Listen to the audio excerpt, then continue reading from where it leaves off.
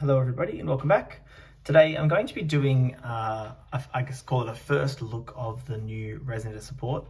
Now back when the initial support with Soul Resonator was revealed ages ago, I did make a couple of videos about some of the combos and things you could do with just those new cards. But of course now we do have the full contents of the, as far as the new support goes. The cards in the deck might actually change, but the actual Resonator support, we do have all of those cards available. So what the deck certainly is looking like is a going second deck, which it shouldn't be much of a surprise just going off the nature of what Red Dragon Archfiend is all about.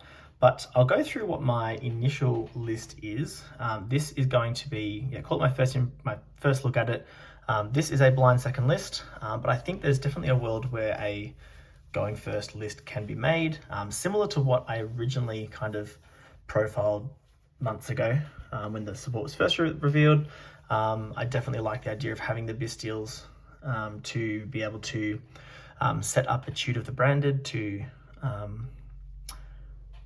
synchro summon your opponent's turn and Calamity Lock, but at the moment Calamity is obviously illegal, but we'll see if anything does change with the ban list when that does come out. So this is a blind second list, no Bystials. This is just all Resonators, all Red Dragon Archfiends to try and OTK the opponent. To start off with is Soul Resonator. Now, if you don't know what this does, on a normal or a special, it adds a level 4 Fiend from deck to hand, which is really, really good. And then you cannot special summon monsters from the extra deck except Dark Synchros. And then it's got a destruction replacement effect where if a card you control would be destroyed by a card effect while you control Red Dragon Archfiend or a synchro monster that mentions it, you can banish this card from your graveyard instead, which is nice. Then we're playing 3 Crimson Resonator. This is still a crazy card. Debating whether or not you actually need 3. As far as like combos go, you don't need it, but your opponent's always going to have interruptions, especially when you go second. So having 3 is probably correct. This is Vision Resonator. This hadn't been revealed when I did my original profile. So this one says if a level 5 or higher dark monster is on the field, you can special summon this card from your hand. And then if this card is sent to the graveyard, you can add a spell trap that mentions Red Dragon Archfiend from deck to hand. Now, one thing to note about all of these cards that mention Red Dragon Archfiend, it's a bit similar to Dark Magician, the Dark Magician archetype, in that it's mentioning Red Dragon Archfiend specifically. So even though it says spell trap that mentions Red Dragon Archfiend from deck to hand, it doesn't add cards, for example, that mention a Red Dragon Archfiend monster, which there are a couple, not many good ones, but it can't search those. It has to be mentioning the Red Dragon Archfiend monster, not like the archetype of monster. And I'm playing 2 Synchron Resonator. This one's still awesome. It's an extender if there's a Synchron on the field. It's a level 1 tuner and it recurs your resources, which is great. So between Synchron Resonator and the Wandering King Wildwind, you recur your resources really well, the Resonators. Back to Vision Resonator really quick. You could probably play this at 1, but level 2 is a really important level. So Vision Resonator is level 2. Obviously, so is Crimson. So if you don't have access to Soul Resonator, which is actually, it's a 1-card kind of full combo, Vision being a level 2 plus Wandering King Wildwind or one of your other level 4s is going to still do the full combo back before the support existed. You can still actually do better things in that case because you can actually summon Soul off of Crimson then. For our other level 4, we're playing Bone Archfiend. So this card has been around, it's been announced for ages. This one came out with the Soul Resonator at the same time. This one says if this card's in hand or grave, you can send one other card from hand or field to the grave to special summon it. And then again, you've got that same Synchro Dark restriction. So this is just it's a free special summon level 4. Obviously you've got to discard a card, but otherwise it's free. Discarding Vision is a pretty good plus. Discarding a Wandering King is not exactly a plus, but it's a plus on the next turn because you can banish to search a Resonator, which is always really nice as well. But between Bone and Wandering King, these are your level 4s now. We don't play Witch of the Black Forest because it's just not necessary. I'm playing 1 Skullmeister. I don't think this is necessary. The only time that this would be necessary, I guess, is if you can't OTK your opponent, and then you've got combo and you search this off Soul Resonator, so that going into your opponent's turn 3, then you've got more interruptions to kind of stop them. But otherwise, we are trying to OTK. But if we don't OTK, we do have some cards that we're playing as kind of our ways of setting up a board that's something. So the idea is to break the opponent's board and then either OTK or set up enough of a field to win on our next turn anyway. The spells, this one did not exist when I did my first profile, but this card's crazy. This is just more Rhoda. So during your main phase, you can add a Red Dragon Archfiend or one card that mentions it from deck or grave to hand. So that's really nice. It's continuous, so you can do it every turn. Except we only want there to be one turn really. But then it's got 3 effects. The second one is when your Red Dragon Archfiend declares an attack, you can change all monsters your opponent controls to face down defense position. Again, just it's not an effect negation as such, but it definitely, by booking them, it means that they all lose their effects. And then the third effect, if a monster on the field is destroyed by battle or card effect, you can special summon 1 Red Dragon Archfiend from your graveyard. So that effect is actually really nice for going second, because you can use the synchro monsters and then go into the battle phase, attack, revive Red Dragon Archfiend, and you just get another 3000 body for no reason. But otherwise, it searches Soul Resonator, and so does Resonator Call. So that Soul Resonator is the most important one. We've got 9 copies of it here. Otherwise, it's not once per turn. You can search Crimson, you can search an extender in Synchron Resonator, so there's a few different things you can do with Resonator Call, but otherwise it's just more consistency for the deck. And then I'm playing 3 one-ofs. These are all additional search targets off of the Vision Resonator.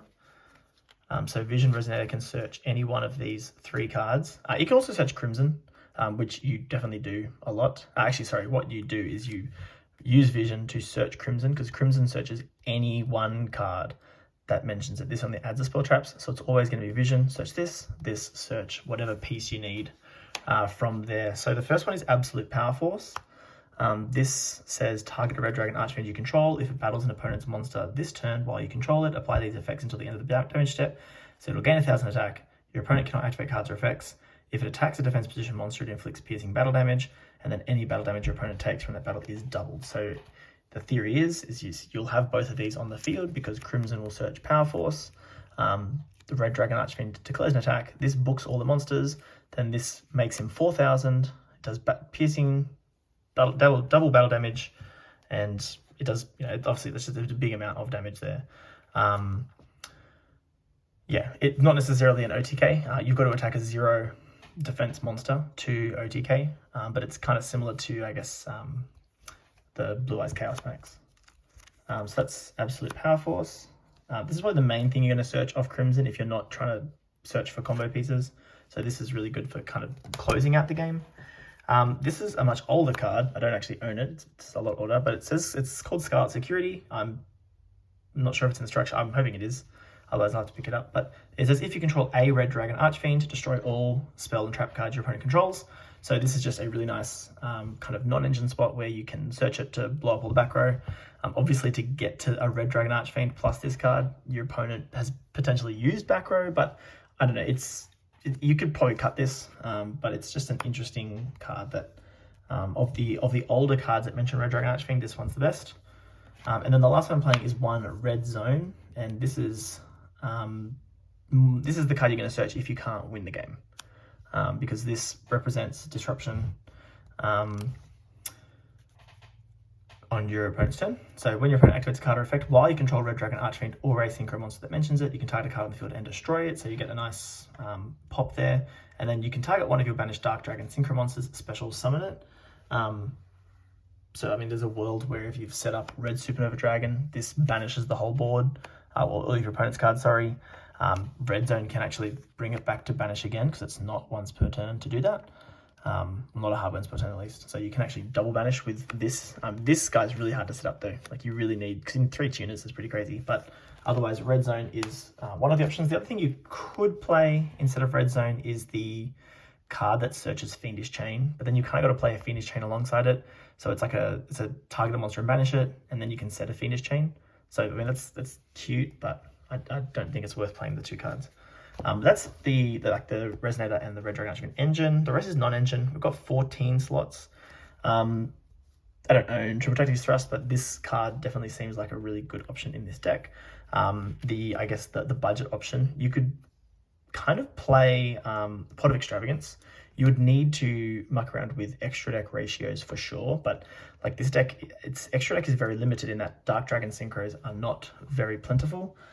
So you could just kind of max out 3 copies of all the really good synchros. So I'll talk about that when we get to the extra deck, but otherwise, yeah, I've been playing this as extra, but I just wanted to show off that Thrust is a good card in this deck, because you can obviously search for non-engine cards, but also you could search for engine cards like Crimson Gaia, like Resonator Call, to just get the combos going as well. So that's why I'm saying it's kind of like Pot of Extravagance in that it is going to give you access to more cards. Otherwise, Pot of Prosperity is a card that goes crazy in this deck, except because we're trying to OTK, half battle damage is not ideal. So that's why we're going for Thrust or Extrav over Prosperity, though Prosperity definitely is the best pick in the going first version. So when I do profile that's what will be in the deck most likely. 2 Tactics, this card is insane. Lightning Storm, just a generically good card. 1 Harpies, 1 Mind Control, Change of Heart, and 1 Dark Ruler. Dark Ruler is a card that this deck can use really, really well, except obviously you're not going to OTK with this. So, but the logic is though, you can Dark Ruler a board, and you've got like every monster in the extra deck says board wipe your opponent. So Dark Ruler plus board wipe is going to always feel strong. I'm only playing it at 1 because we would rather OTK, but we can definitely grab this off Tactics off the Thrust if we're not going to OTK. My last spot is Imperm. It's just that kind of 1-for-1 trade. Imperm followed up with Lightning Storm feels pretty good. But otherwise, this can be like whatever non-engine you really want it to be, though I think Thrust is pretty essential. Otherwise, you could cut down on some of the engine slots, like 1 Vision Resonator, or cut the Scarlet. You can cut like the Scarlet Security if you really want to. 1 Vision could potentially be cut. If you're really game, you could try and cut a Crimson, but I haven't tested this enough to know if that's. I think this just sounds too good to not cut.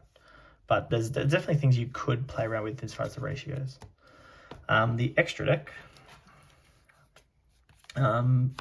Red Supernova Dragon. This represents one of your only kind of interruption cards that you could make for a going first situation. Or, if you break the board and go into turn 3 kind of thing.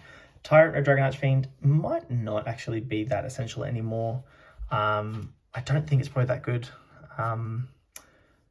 Bane, double Abyss. 1 Abyss or the Tyrant here. I would like to try the not Red Supernova Dragon, I think it's Red Nova Dragon. It needs Red Dragon Archfiend specifically, but I think that could actually be a pretty decent card in this extra deck, because you do make Red Dragon Archfiend a lot more than obviously what you used to back in the day. 2 of the new Scar Red Dragon Archfiend, because this turbos out the old Red Dragon Archfiend, and you can kind of loop these guys really, really well, because you'll summon this, synchro this off for Abyss, for example, summon out Red Dragon Archfiend. This board wipes your opponent, which is also why I don't think this Tyrant Red Dragon is necessary, because you're accessing this board wipe here so much more consistently than this. And then all this is a board, this is a board wipe, but it's a battle phase negate, so that's kind of nice, but otherwise I think you'd rather just board wipe with Scar Red.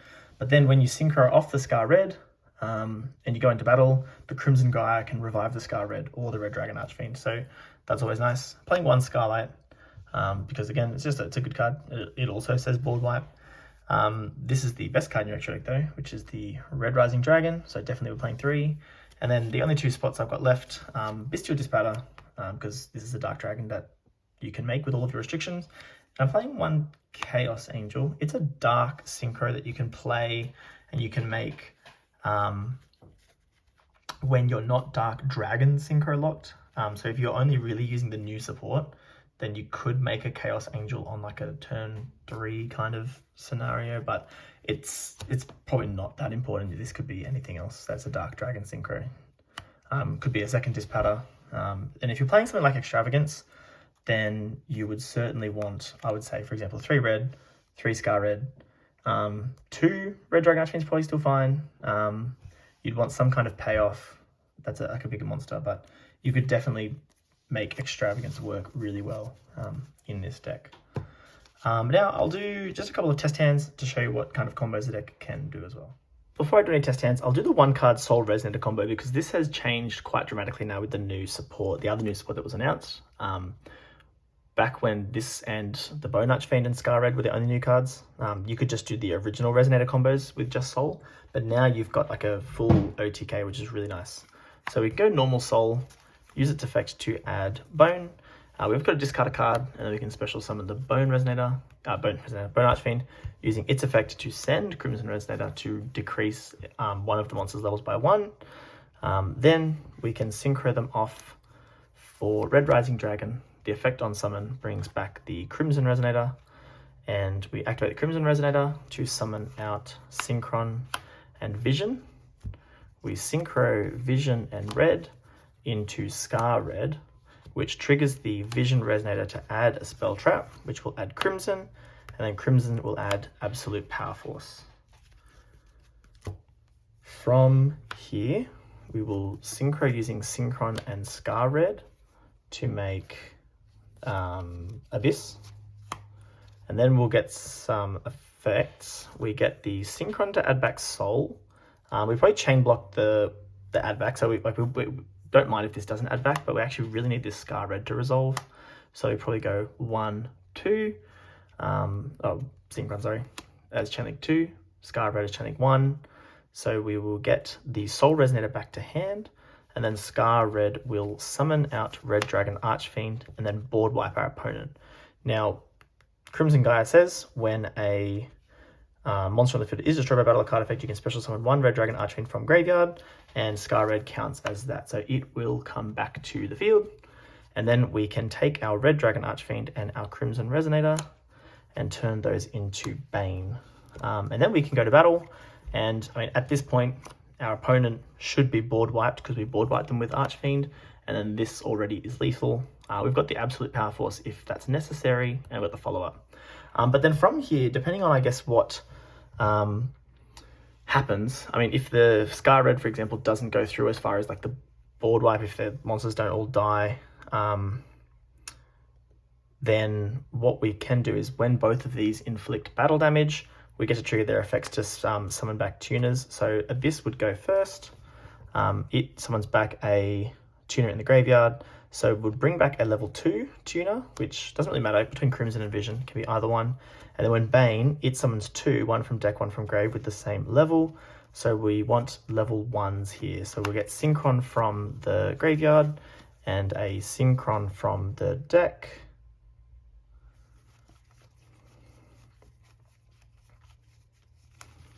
Because then this is actually the setup. So then in a hypothetical world where we didn't OTK our opponent, we actually have level 1, 2, 3, 4 plus 8 makes 12.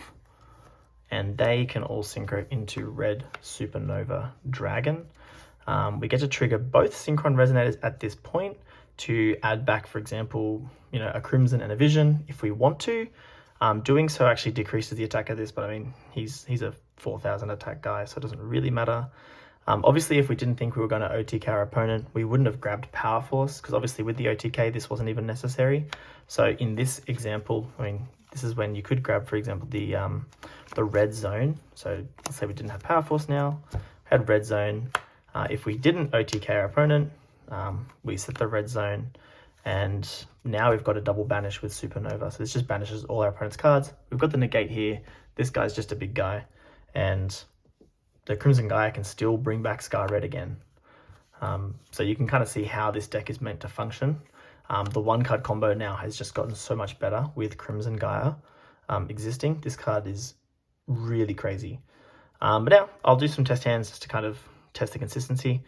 One other thing I should really quickly add is that this Bone Archfiend recurs itself. It doesn't banish when it comes back from the graveyard.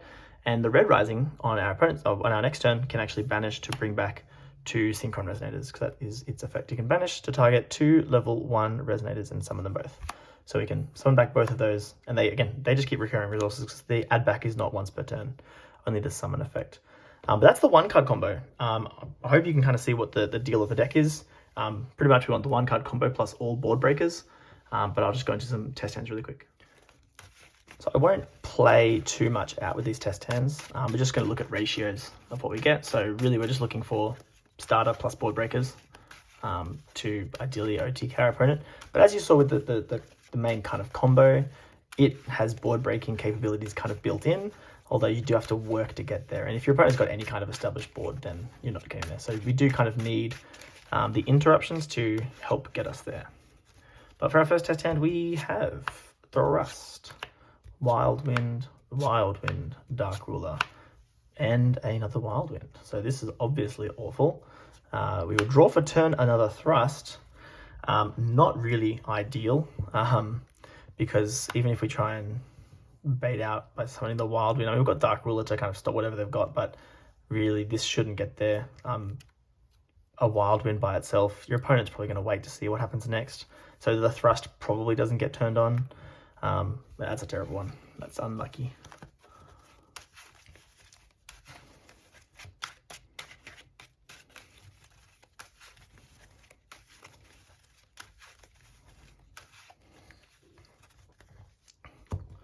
Okay, we've got Lightning Storm, Crimson Gaia, Resonator Call, Crimson Resonator, Resonator Call, and then we draw for turn the Red Zone. So probably not enough non-engine here. The one Lightning Storm is not going to get us there, but otherwise we do have the one card combo because this just searches Soul Resonator. We probably lose this one though because only the one non-engine is pretty rough.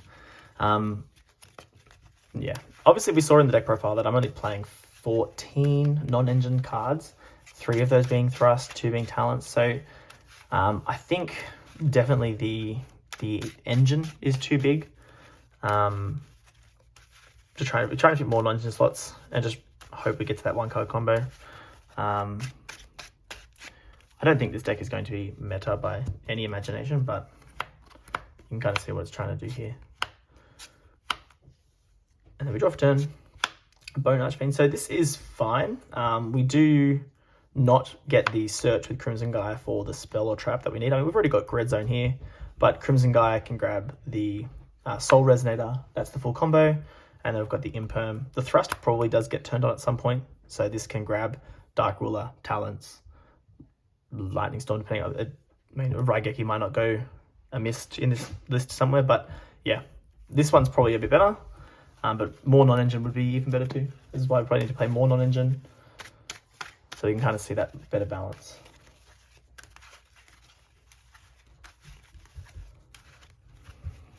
Okay, we'll do a couple more. We've got Crimson Resonator, Crimson Gaia, Soul Resonator, Scarlet Security, and we draw it. Okay, so this, again, the combo is there, but no non-engine. So it does kind of line up with what my initial assumptions are. Yeah, more non-engine would definitely be important. Even like Pot of Extravagance could be an interesting one. Yeah, we'll have to look into the ratios there. We've got Change of Heart, Bone Archfiend, Lightning Storm, Vision Resonator, and then we draw for turn the Skullmeister. So pretty good non-engine. We can kind of get through a lot with that depending on, I guess, what the board is. Obviously, if they negate the first Lightning Storm, we're good for the second one. We could also use the Change of Heart to bait out a negate and then Lightning Storm. So they're decent. Here is a little bit more sketchy, but it would be a Bone Archfiend. Oh, actually, no, this is fine. We go Bone Archfiend to pitch Vision in order to then use Vision to grab Crimson, to grab Soul. And we're off to the races there. So this hand actually, that's probably a bit better than what I initially was giving it credit for. So maybe having the second Vision is not terrible, being able to see it. I do think Crimson Resonator is probably the one that has to be cut, even though it just doesn't sound right.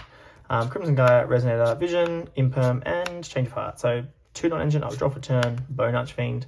So again, 2 non-engine. They're just 1-for-1 trades at the end of the day.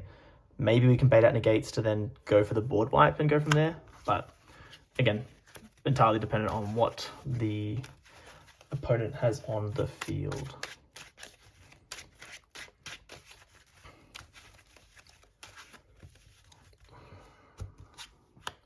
Resonator Call, Crimson Resonator, Triple Tactics Talent, Gaia and Scarlet Security, drawing into Harpy's Feather Duster. So this is not terrible. I mean, the Scarlet Security obviously is pretty bad. This might be one of the cards I actually just do cut, because talents into the thrust into Harpies is probably just fine. But 2 non-engine, we do have to play to get the talents live. We've got plenty of combo. Yeah, depending on how I guess our opponent plays it and when that talents becomes live would determine how good that really is.